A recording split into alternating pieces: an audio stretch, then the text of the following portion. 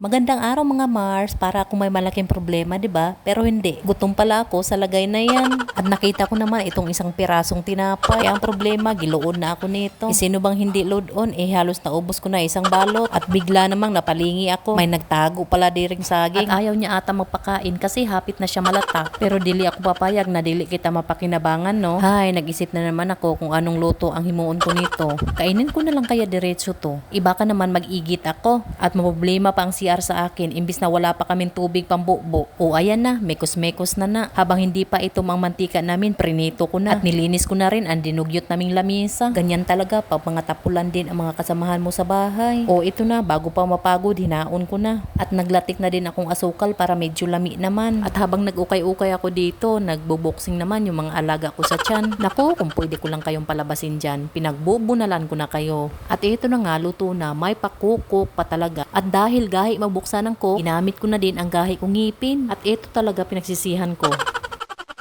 Nakalimutan ko ang init at dahil na rin sa kaulit.